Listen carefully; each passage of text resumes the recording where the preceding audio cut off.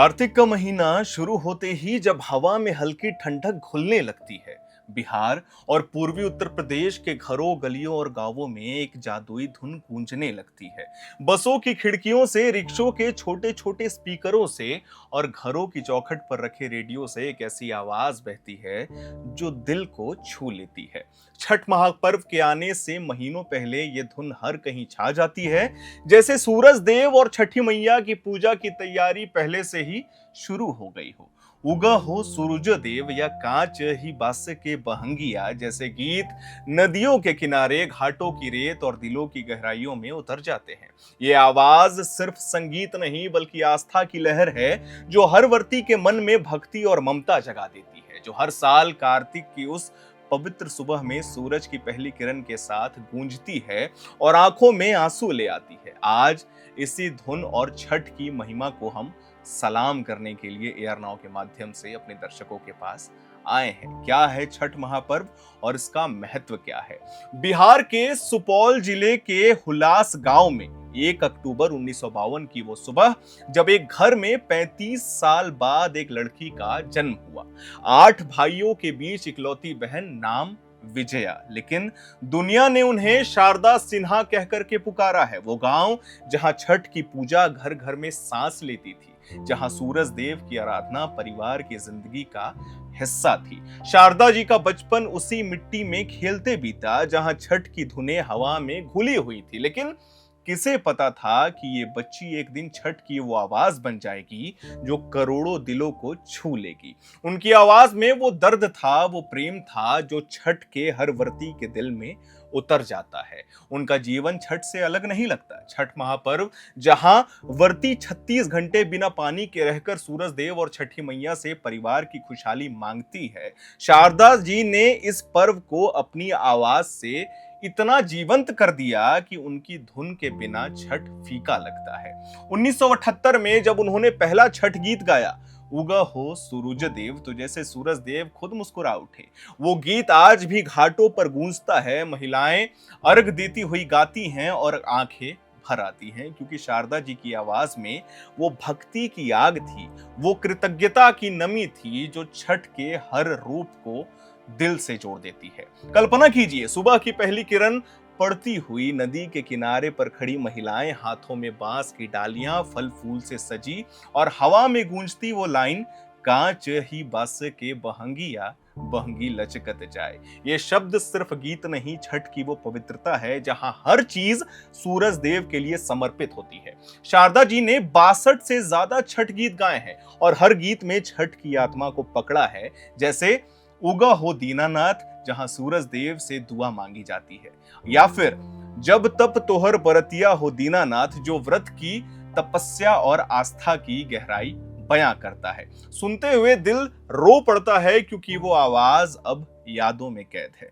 बिहार और पूर्वी उत्तर प्रदेश में छठ का नाम लेते ही शारदा सिन्हा जी का चेहरा आंखों के सामने अपने आप आ जाता है, क्योंकि वो छठ का जीता जागता रूप बन चुकी है। उनके बिना छठ की कल्पना ही नहीं की जा सकती है। ये सच्चाई है। हर साल कार्तिक के महीने से जब छठ आता है तो घर घर में उनकी आवाज बजती है, जैसे वो खुद आकर पूजा में शामिल हो रही हों।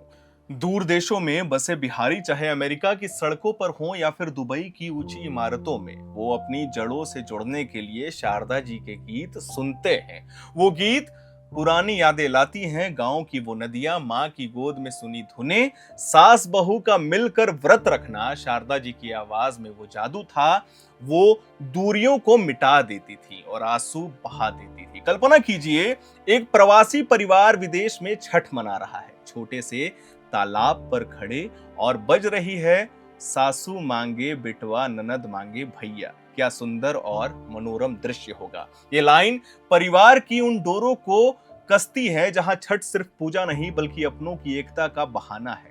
और उनके गीतों ने छठ को गांव की सीमाओं से निकाल कर दुनिया भर में फैला दिया है, लेकिन उसकी वो गर्माहट, वो ममता वही है। आज छठ यूनेस्को की धरोहर है, लेकिन शारदा जी की वजह से दिलों की अमानत बनी हुई है। शारदा जी का जीवन छठ की तरह ही संघर्ष और समर्पण से भरा था। उन्होंने पटना के मगध महिला कॉलेज से पढ़ाई की, प्रयाग संगीत समिति से संगीत की तालीम ली और लोक संगीत में पीएचडी हासिल किया। 2018 में ललित नारायण मिथिला विश्वविद्यालय ने उन्हें मानद डीलाइट दिया। इसके बाद डॉक्टर ब्रिज किशोर सिन्हा से उनकी शादी हुई और वो विवाह के बाद बेगूसराय के सिहमा गांव में बस गई। वहां पे विरोध का सामना भी करना पड़ा। सास को उनकी गायकी अच्छी नहीं लगी, 3 दिन तक खाना नहीं खाया, लेकिन पति और ससुर का साथ मिला और वो आगे बढ़ी।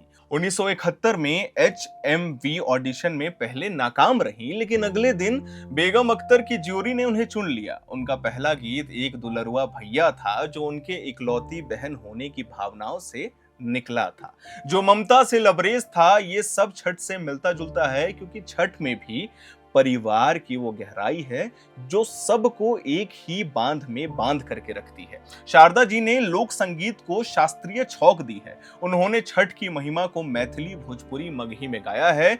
वो विंध्यवासिनी देवी की वारिस बनी और लोक कलाकारों को इज्जत दिलाई, जिसने उन्हें अमर बना दिया है आज के युग में। लेकिन छठ में उनका असर सबसे ज्यादा दिल छूने वाला होता है।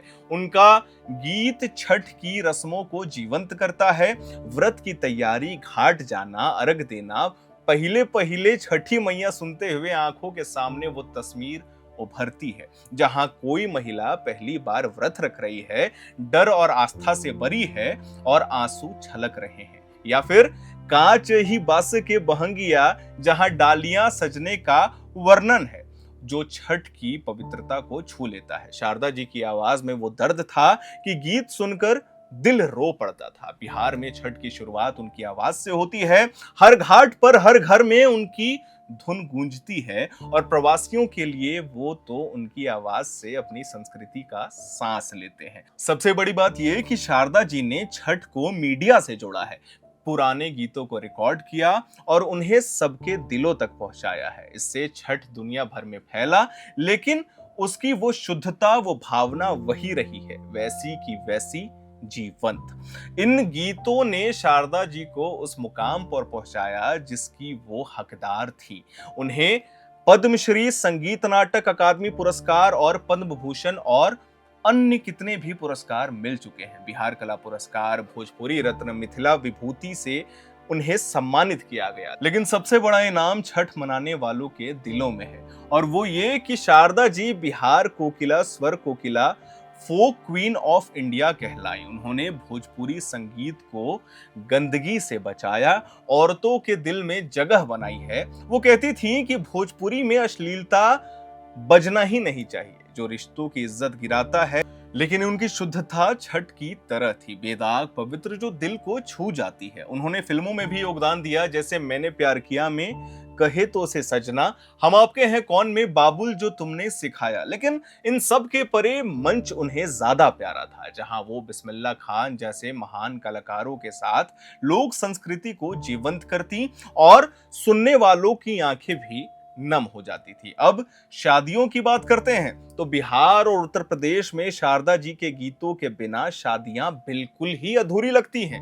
उनके गीत परिवार का भावनाओं का खजाना है। उनके एल्बम शुभ विवाह या फिर मैथिली मैरिज सॉन्ग्स आज भी गूंजते हैं। चाची चुमावे ली, अन्न धन लुटावे ली जैसे गीत उत्सव की खुशी लाते हैं, लेकिन इनकी गहराई में एक दर्द है जो बस सुनने वाले को ही महसूस होता है। जोड़ कर देखे तो ये सब छठ से मिलते हैं, क्योंकि दोनों में परिवार की एकता, भक्ति और ममता है जो दिल को छू लेती है। शारदा जी ने लोक जीवन के हर रंग को गाया है। सोहर गाया है, कजरी गाया है, चौमासा गाया है, नचारी गाया है, सावन के जितने भी गीत हैं शारदा जी ने गाए हैं अपनी आवाज में। लेकिन छठ उनकी रूह थी, जो हर गीत में झलकता भी था। उनका छठ से प्रेम इतना गहरा था कि उनकी जिंदगी छठ से बंधी लगती है। 5 नवंबर को छठ के दिन पटना के गुलाबी घाट पर उनका अंतिम संस्कार राजकीय सम्मान से हुआ। शारदा जी की यादें अमर हैं, जो दिल को हमेशा भावुक रखेंगे। उन्होंने लोक संगीत को इज्जत दी और शुद्धता कायम रखी। महाकवि विद्यापति की रचनाओं को स्वर दिए, पुरानी धुनों को नया जीवन दिया। उनकी आवाज संस्कृति का पुल है जो पीढ़ियों को जोड़ती है। अब छठ का समय है तो उनकी याद में आंसू भी हैं, लेकिन एक और उनकी धुन भी है। हाँ, वो नहीं है, लेकिन छठ में वो सांस ले रही हैं, हर घाट पर, हर घर में, और ये कह रही हैं, उगा हो सूरज देव दिन भिन सुरवा और अरघ केनु बिरवा हो। बाकी आपकी हमारी ये रिपोर्ट कैसी लगी हमें कमेंट बॉक्स में जरूर बताइएगा। आज हमने शारदा सिन्हा जी को याद किया है। मैं उम्मीद करता हूं कि आपको हमारा ये वीडियो पसंद आया हो। इसे लाइक करिए, शेयर करिए, हमारे चैनल को सब्सक्राइब करिए और इसी तरीके की स्टोरी के लिए देखते रहिए एयर नाउ। कैमरे के पीछे मौजूद है मेरी सहयोगी रश्मि। धन्यवाद।